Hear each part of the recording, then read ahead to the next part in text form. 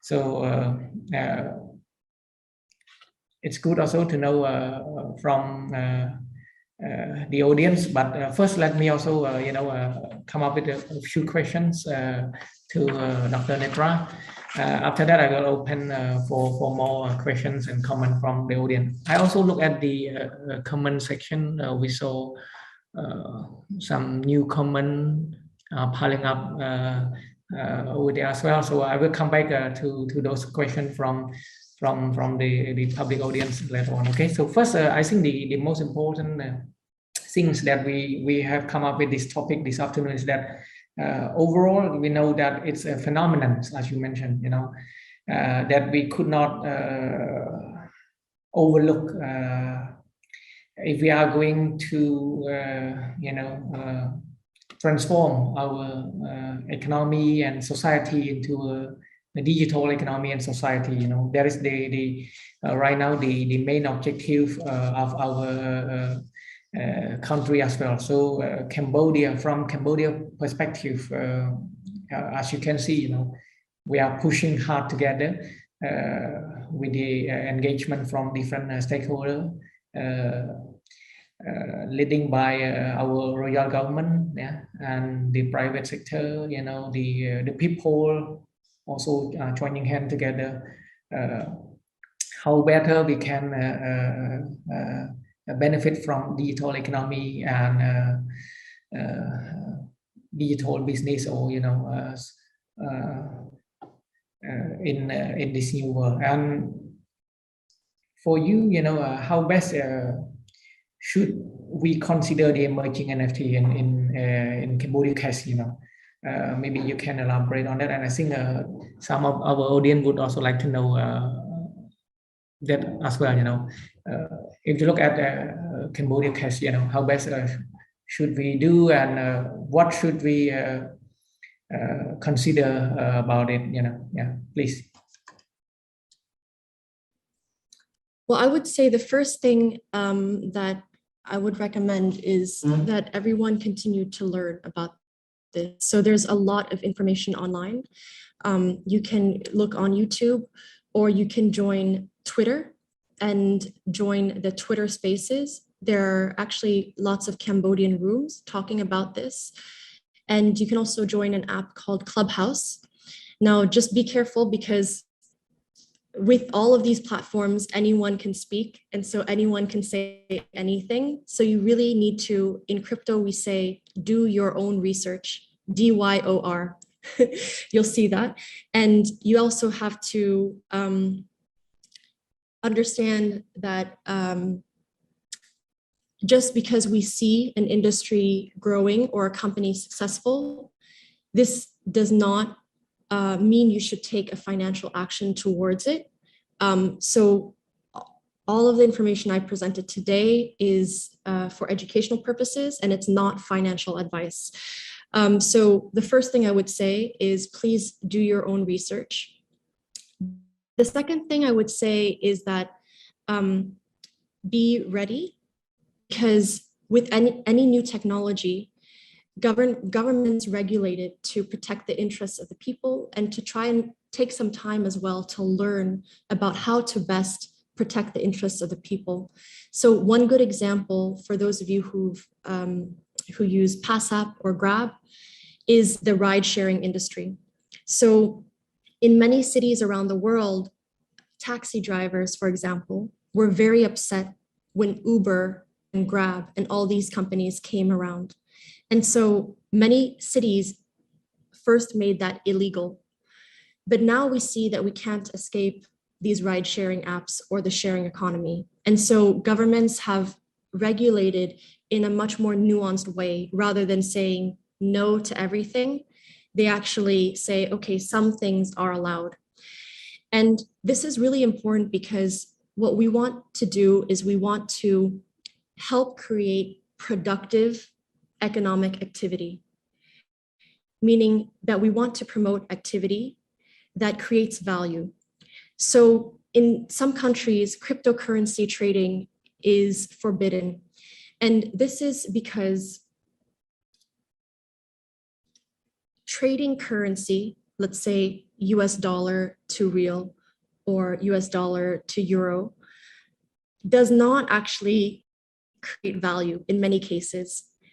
It's simply what we call an arbitrage opportunity, meaning that I see that today it's low and tomorrow will be higher, so I trade it.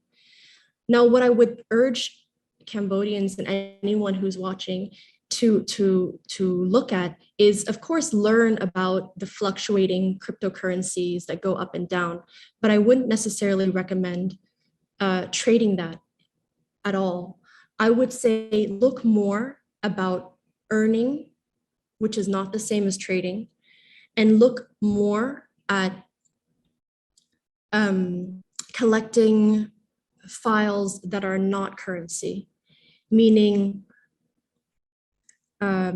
media files that rely on blockchain technology but are not currency.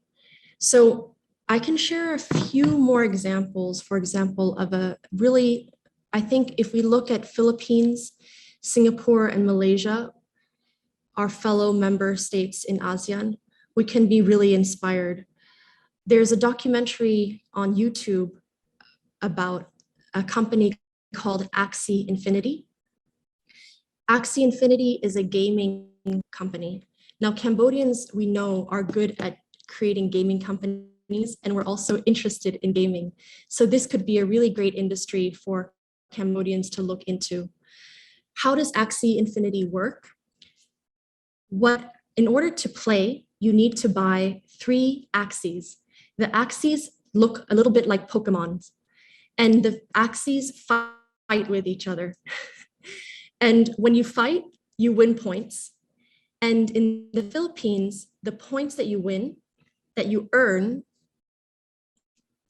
are so valuable that it has actually allowed the Philippines to become a huge cryptocurrency adopter. In fact, the Philippines is one of the top 10 countries in the world to use cryptocurrency, with 20% exposure of the company.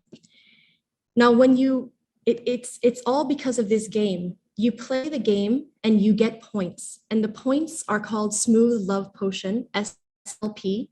And with those points, you can create more Axies by having them breed together. And this SLP is converted into the local currency.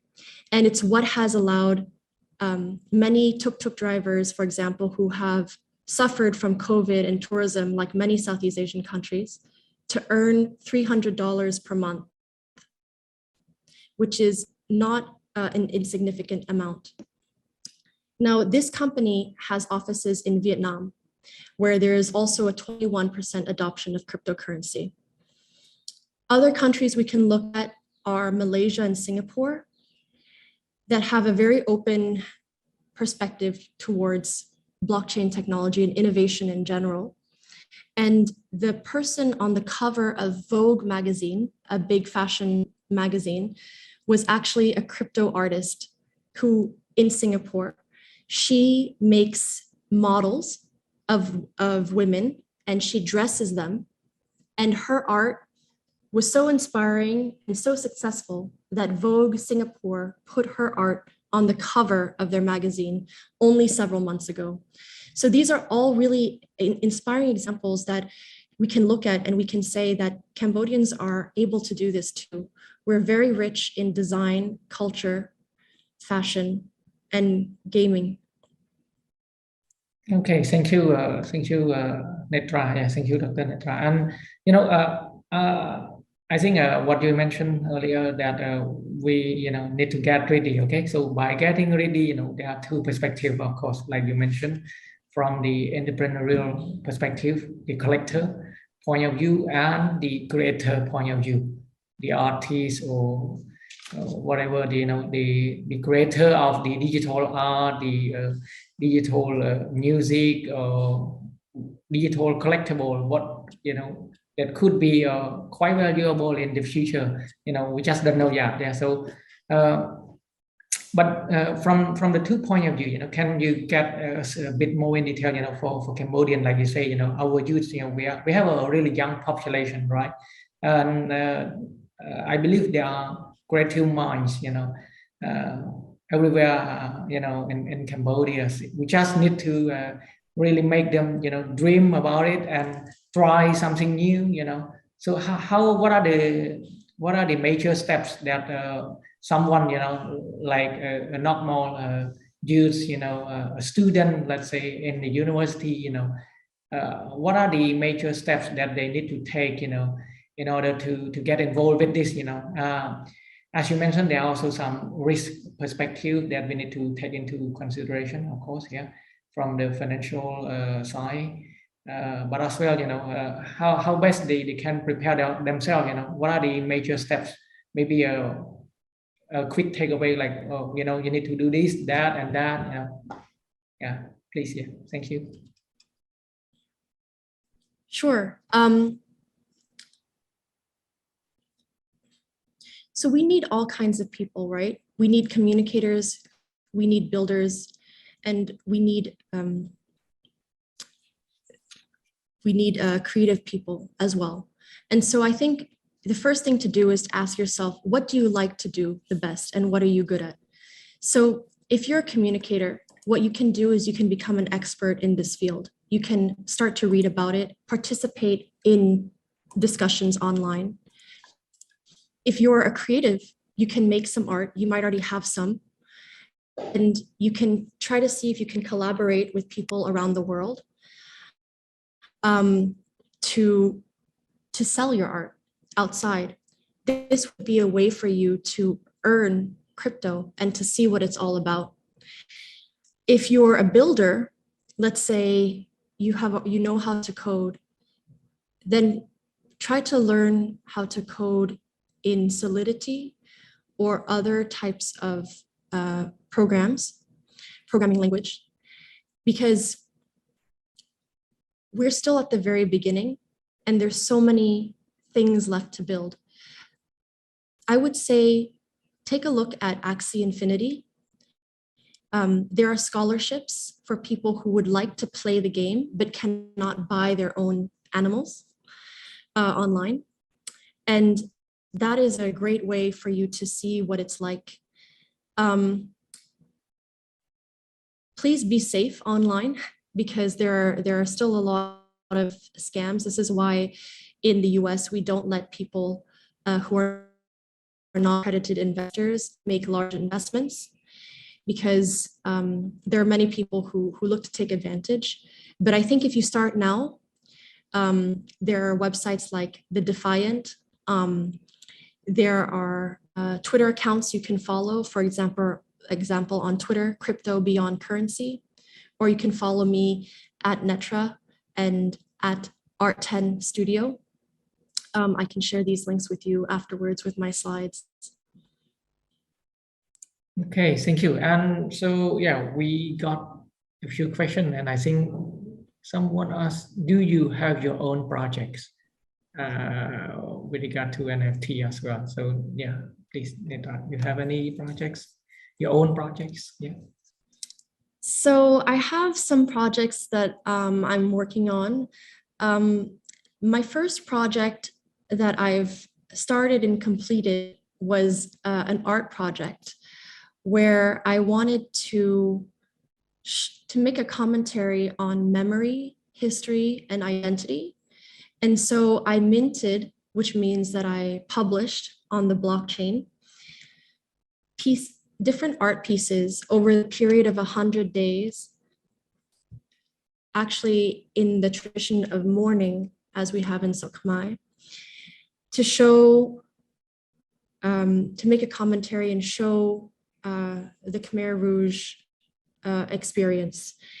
So you can find that on OpenSea.io by looking under Art10 Studio, or you can go to Zora, Zora.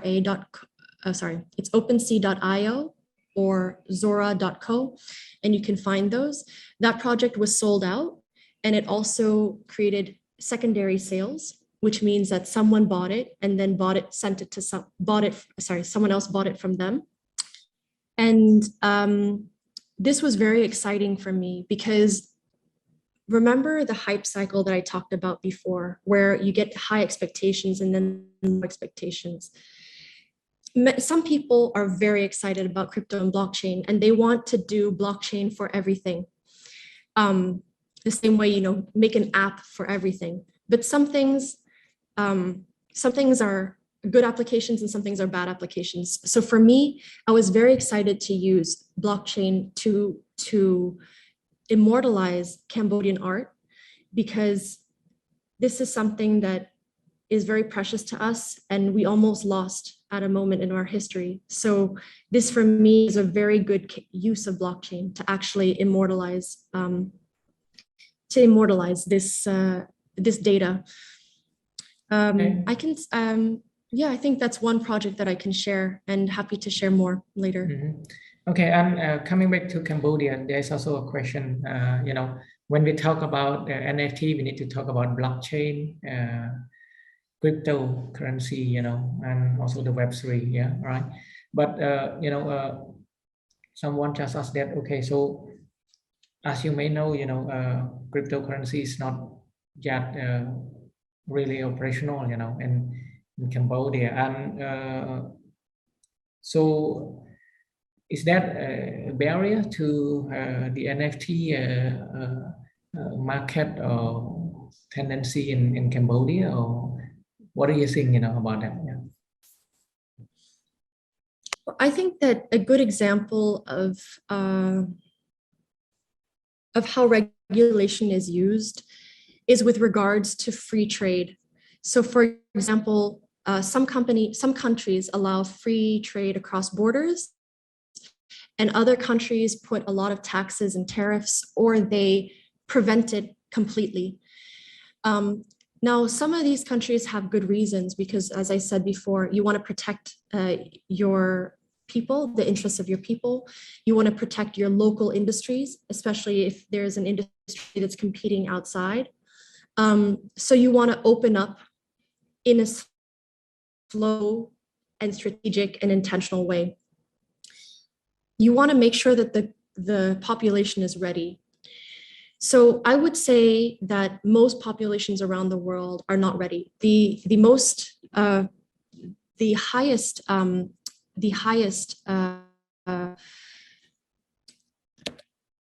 penetration of crypto is in Nigeria and is at 35%. And in most countries, for example, in the United States, is still in the 10%. And so it makes sense that we might want to regulate and prevent the use of cryptocurrency in the very early stages for now.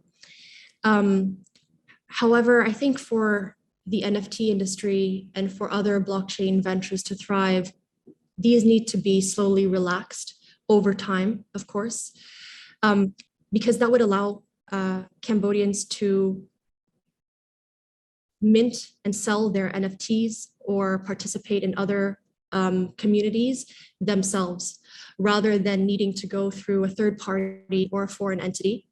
I think from what I understand, trading cryptocurrency is still heavily regulated, but earning crypto does not seem to be as regulated, which is linked to what I said before about productive entrepreneurship. So earning crypto is like working and getting paid. It's not the same as trading for speculation or for arbitrage, which is not only in some cases non-productive, but can actually be dangerous. So I hope that this complex answers the question. And I'm really hopeful because I know how innovative and forward-thinking Cambodians are about this being a thriving industry in the future. Okay, thank you. So another question, I think someone asked about the digital signature. What do you think about NFT and digital signature for digital content in Cambodia? And they also refer to the smart city 4.0, I think, yeah, the smart Okay. governance, maybe. Yeah. Please. Yeah. Okay. So lots of things in there, lots of things in that question. So there was a digital signature, there's smart city, and was there something else? Oh, just that. They refer to how do you think Okay. about NFT in digital signature for digital content in Cambodia? Yeah. Oh, digital content. Okay. Yes. So I think it's really exciting to look at how NFTs are being used in the media and content space, because in the past, the only thing you could protect was intellectual property. So if someone was using your song, you can only sue them for saying, hey, you're using my song. Now, that is actually counterproductive to creativity, because basically you're trying to get people not to use your song and not to be too inspired by your song. What we have with NFTs is actually a different way of thinking about intellectual property and ownership and revenue. So what we have in some cases is people can use parts of an NFT to do whatever they want, but in the contract, the smart contract of the NFT, which is the software that enables the NFT, whenever that NFT is sold, a portion of that can go back to the original creator. So we basically have this new paradigm, meaning you want to copy my song, go ahead, but make it so that every time a piece sells, I get some revenue off of it. And so I think that's very exciting to see how that can influence creative media production in Cambodia. But there was a question about digital signature that I think that is also important to answer. So let me give you two examples, because I'm not sure what the meaning of the question is. So there's a DJ called Blau, B-L-A-U, but he spells his name not with a B, but with a 3. And he's actually one of the pioneers in NFTs. And what he did was he auctioned off his music. And if you bid on the auction, he gifted you with an NFT.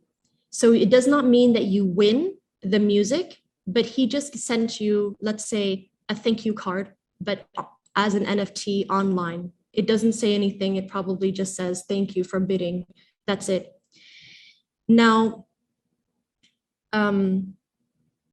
that kind of mechanism can actually allow you to compensate the supporters of your music or of your art project. So if someone wanted to support you early on and they have the proof of that, you can automatically send that person using only their account information that you have, because you sent that NFT to them in the future, meaning that for all of your future sales, if you become famous especially, that person who supported you early will always get 0.1% or 1% of your revenue. And so this is very exciting, because this means that not only the managers are incentivized to market your product, but all of your supporters are incentivized, because if you really believe in them, means that you invested them in them in the beginning, you will also get a share of that revenue. So that's one exciting way that digital signatures can be used with content media in Cambodia. There are other questions about smart cities as well. I'm not sure if you want me to address those now. Yeah, I think I will refer you to another question, because it's quite related to what you have just explained on the NFT and the IP. Okay. Yeah, the intellectual property. So maybe you can explain more on that. I think, yeah, we use as you mentioned, the blockchain to protect the real identity of the owner, right? And so there are questions about that as well.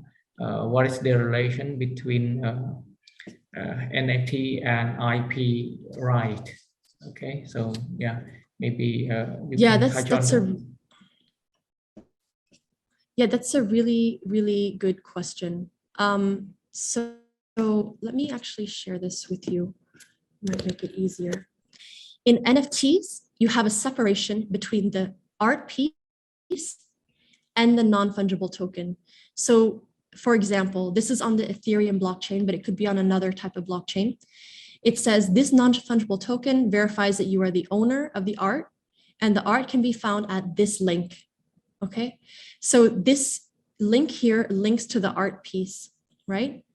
So this file itself, you can have millions of copies of it. The value is 0 though. What has value is this token, this certificate that says that you own it. And here you have only one, and the value is, in this case, $40,000 US, right? And so what you have here is separation between the ownership, the authenticity, and the art piece. And so to answer the question about IP, let's see, what would be the best way to answer that? To answer the question about IP, what you have is this text area in the NFT, which actually looks more like this, right? So in the NFT, you have the data, the media is the art piece, and you have all sorts of other things, the collection name, the address, the ID. And in this data, you have a description. And in that description, you can say whatever you want. So you can say, the owner of this NFT has full IP rights to do whatever they want with the media. Or you can say, the owner of this NFT owns one copy of the media and may not use it for any other purpose other than for their own enjoyment. Or you can say, the owner of this NFT can use the content of this media however they want, but they must reference me and cite me. Or they might say, this is another example, the owner of this NFT can use this NFT media however they want, including making t-shirts, selling posters, making a movie out of it, as long as the value does not exceed $10,000 per year. If it exceeds that amount, then a partnership will be necessary. So you can see that actually the NFT itself is simply the innovation around the token and the encryption behind the digital certificate. It actually doesn't change. It's completely separate from the IP infrastructure. I also got the same question, actually, the Mona Lisa case, like you mentioned, normally we know that there is only one unique, the real one, the real Mona Lisa. But of course, there are hundreds of thousands, maybe thousand or maybe 100,000 of copy of Mona Lisa, right? Yeah, everywhere in the world. But we all know that there's only one Mona Lisa. So sometimes I think the owner, the real owner, they would also make use of that the same way, that the more people popularize it, the image itself, the more valuable their asset will be in the future as well. So I think it's a way to answer the IP and the NFT itself. Yeah. And another question, I think you mentioned do your own research, right? So there's a question about that. Could you suggest some reliable Twitter spaces or Clubhouse channel where they can try the DYOR? Yeah. Yes, of course. So you can view a few of my resources at crypto.netra.club, crypto.netra.club. And you can also follow me at Art10 Studio, so ART10 Studio. You can also follow Beyond Currency, Crypto Beyond Currency, which is another Twitter account that that I manage. And within within Crypto Beyond Currency, for example, you'll see that we invited a number of special guests, including, for example, the founder of Axie Infinity or NFT experts like Alan Henna. You can find him at Real Alan Henna or at Jiho for the founder of Axie. Yeah, take a look really at individuals that have some sort of qualification or experience. So the founders of Axie Infinity definitely have that expertise and experience. Unfortunately, there are a lot of people who are out there selling kind of get rich quick schemes, and that really never exists. Okay, thank you. So we have a few more questions on the different projects, but I'm not sure whether we have enough time to discuss all of that. Yeah, to our audience, we have so a limited time. I know that you all are excited to hear more about that. Maybe we will have a few more sessions in the future regarding this topic. Like Dr. Netrais mentioned, this is just the starting that we have organized the first spotlight session this afternoon, but of course we will do more on that.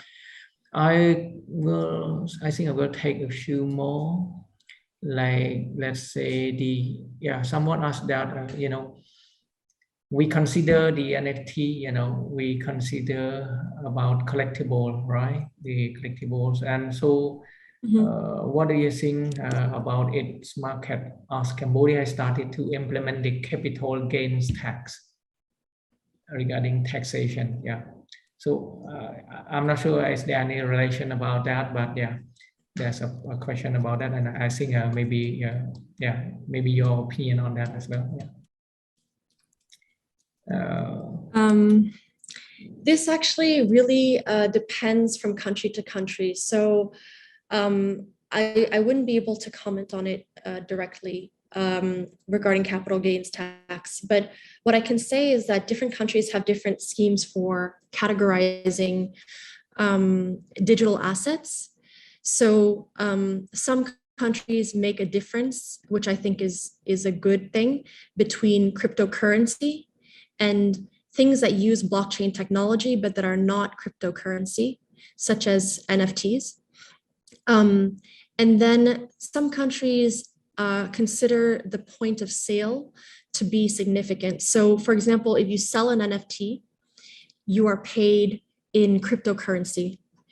The reason why you're paid in cryptocurrency is that is the way to really ensure that the NFT is authentic. Because the way the software works is that you input an amount, and then that contract says that the NFT goes to this person and the payment goes to the other person. So you can pay, let's say, in cash or under the table. In that case, you don't know really where this NFT is coming from and you can't track that. So why am I bringing that up? Because if you get paid in cryptocurrency, some countries consider that should be taxed immediately in the cryptocurrency, and other countries consider it's only taxed if that crypto currency is exchanged into a fiat or a cash-based currency, meaning that only when you, let's say, sell Ethereum for US dollars that you get taxed then. So again, because this is so new, countries are still figuring this out, which puts us, Cambodia, actually in an excellent place, because what we can do is we can learn to see how other countries are doing it and avoid their mistakes. Yeah. I agree with that as well, because we have to, I think we have to keep on learning from new things, because it keeps evolving really fast. Yeah. And we cannot just say that, okay, we are comfortable with what we are doing, with what we are having. I think we have to be quite ambitious in of course, with precaution, with we need also to take into consideration any risk out there, but at least we need to think about it. I think about it. The more we think about it, the more we get to know how best we could operate it. Yeah. And also from the governance point of view, there are also some questions, but I think you answered already that for Cambodia case, we have to have our proper governance management. I mean the management system for NFT, for cryptocurrency regulation, the way you explained earlier, right? Yeah, because it's really complicated, right? Yeah, it's a really complicated subject that need to be better, well regulated by the state as well, by the government. Yeah, and yeah, also I think there are also a few questions about on which fundamentals should we start if we are to educate our youth about this new opportunity. I think I touched on that already with you earlier. Yeah, as well. And okay, a few projects they mentioned Axie Infinity Gaming NFT Revolution or Ponzi scheme. They asked about your shot on that and the Cardano NFT projects. I think maybe if you would like to touch on that a few points. And last but not least, I think we come to the end, and maybe if you can elaborate on that a bit more, and then I have the maybe we need your comment, your thought on to what extent can the NFT phenomenon grow in the next 5 years. Yeah, maybe we look into the future a bit, so that it also provides a perspective, how best we could look at that. Yeah, please. Okay, wonderful. Well, I want to just say that, so let me comment just on a few things. So first of all, Savanra, your example about Mona Lisa and the fact that the copies, the postcards, T-shirts of Mona Lisa doesn't decrease the value of Mona Lisa, but actually increases the value. I thought the way you said that was really perfect, because this is actually a key thing that is difficult for people to grasp, but I really like your explanation. Secondly, in terms of regulation, as things are changing so fast, as you said, I think what's important is for us to be flexible and to, again, learn from other countries' mistakes and successes. So if you look at El Salvador, for example, recently they voted Bitcoin as a legal tender, meaning that if you want to pay your barber who cut your hair in Bitcoin, the barber has to accept it. And this is really exciting for countries with smaller economies, because as you might know, there's a huge reliance on the US dollar in many countries. And so different cryptocurrencies might actually allow us to have some independence from that. But what's really important is that we do things carefully, of course, and not rush, but remain flexible. And then I'll comment on Cardano, Axie Infinity, and the outlook. So for me, what is really key about different crypto projects is their usage and adoption. So for me, I'm personally not interested in buying a currency because I think it's going to go up. And what's really interesting for me is to buy more assets. So for example, the way that I interact with Ethereum, where I live in Switzerland, is that I purchase Ethereum in order to pay for certain utilities and services, including, for example, the price of uploading my file to the blockchain, essentially. And so that's, for me, a utility, not a cryptocurrency. And it's exciting because I'm actually using the digital infrastructure for something. I'm uploading a file, I'm interacting with online communities, I'm building things. With Axie Infinity, for example, you can buy on their blockchain a little animal and you use an animal to fight in the game, right? So you're not just buying the cryptocurrency because you think it's going to go up or whatever, for whatever reason.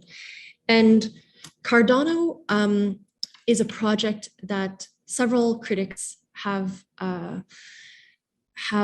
noted has not had many projects yet. So the currency is there, there's a token, but what that token allows you to do other than buy other tokens from other projects was not clear. So for many, many years, many critics actually were skeptical, I think, of buying Cardano because like Bitcoin in a way, it was useless. It's only useful as money, but not even money. It's more of as a token. Now, what's really exciting now is that we see some new developments in the Bitcoin ecosystem. You can also have NFTs in the Cardano ecosystem. I saw recently some developments there too. Now, again, so do your own research. I would tend to go for the projects that I believe in, that I think are making a good difference in the world, and the projects that I want to support as a stakeholder, but also as a user. So I would purchase things that I would use. I wouldn't purchase things for speculation. So I would ask you to do your own research there. And I hope then that answer is also clear on my stance for Axie Infinity. I've met the founders. They've been working on this gaming project for many, many years. They have 1 million daily active users. They have $7.2 billion in volume traded. The gaming industry, I think, is one that we should all keep our eyes on, because when we talk about the metaverse, so the world that's online, the industry that knows this best, even though cinema is trying to catch up and fashion is trying to catch up, the industry that knows that best is actually the gaming industry, because they immediately invited you into a virtual world when you first start playing. And they know that users want to take their points from one game to another. They know that users want to take their skills from one game to another. They know that users want to take, let's say, the prizes, like the swords or the guns or whatever, from one game to another. And with Axie, you can do that by training your animal and using that in multiple settings. So I would really recommend that you check that out. Now to Savanroot's great question about NFTs in the next 5 years. There's a joke in the crypto space and NFT space that 1 week is 3 months, 3 months is 1 year, 1 year is 5 years. And I can tell you, based on my field work from last year in 2021, that everything moved so fast. One concern that people have with the environmental impact of blockchain has allowed different blockchains to move very quickly from what is called proof of work to proof of stake. And there have been, for example, developments in chains such as Polygon, which is considered a layer 2 of Ethereum, that we frankly wouldn't have expected to come around this fast. So I really cannot say what my prediction would be in the next 5 years, but I would say that if all goes well, we might not actually talk about NFTs or crypto anymore. The same way we don't talk about SMTP when we send an email. The same way we don't talk about TCP/IP when we go onto the website. We just go to the website. Yeah, so I feel like this is a technology that's not going to go away, and we should rather use the technology for what it's best used for. Right now, there are many different applications for it, but we don't actually know what it's best used for. That's why we need more people to try and test and build. But I'm very optimistic. I'm very optimistic because I think the right people are being attracted to the space right now. And I'm very, very hopeful. Okay, thank you. Thank you very much, Dr. Netra. I think, with that, maybe we can wrap up our sessions, and sorry to the audience, who are just, asking a few more questions, but actually I think, at least you have got, I think the overall pictures of what the NFT is about and in relation to different fields to the Cambodian case as well, right? Yeah. And looking into the future, we are also hopeful, that we can get to know more about it and maybe get involved, our people who are out there, who are the major players in the field of technology, please try to, I think, try to find more information about it by doing your own research, and also, keep track with the new changing, as Dr. Netra has mentioned, maybe a month could be 3 months, or 1 year could be 5 years, like they say. So everything just change really fast, So maybe in the next few years, things will be also new again to us, even to the expert as well, I think. So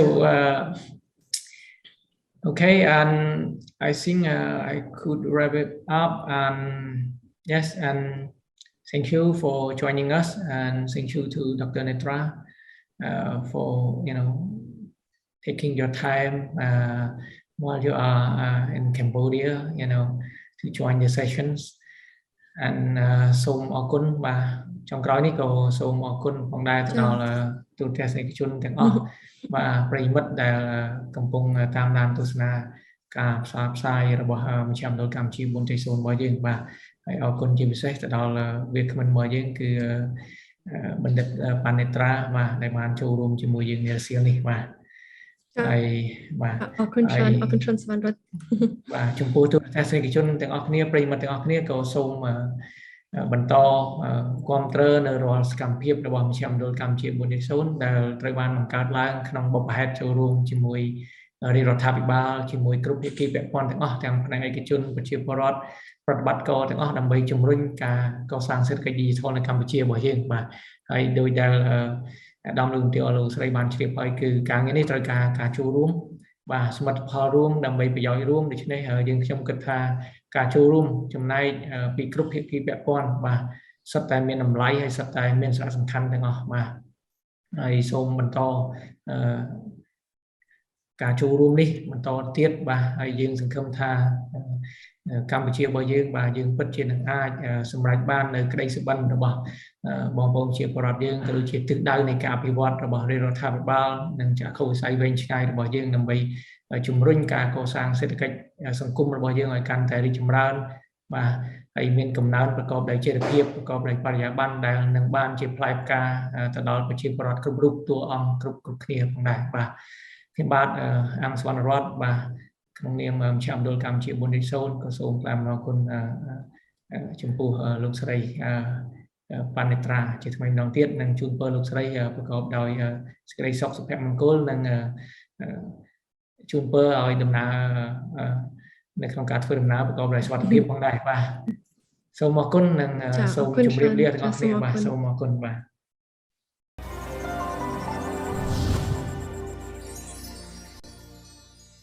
ដើម្បីទទួលបានព័ត៌មានថ្មីៗអំពីបច្ចេកវិទ្យានិងការអភិវឌ្ឍសេដ្ឋកិច្ច Digital នៅកម្ពុជាសូមចូលទៅ Subscribe YouTube Channel របស់មជ្ឈមណ្ឌលកម្ពុជា 4.0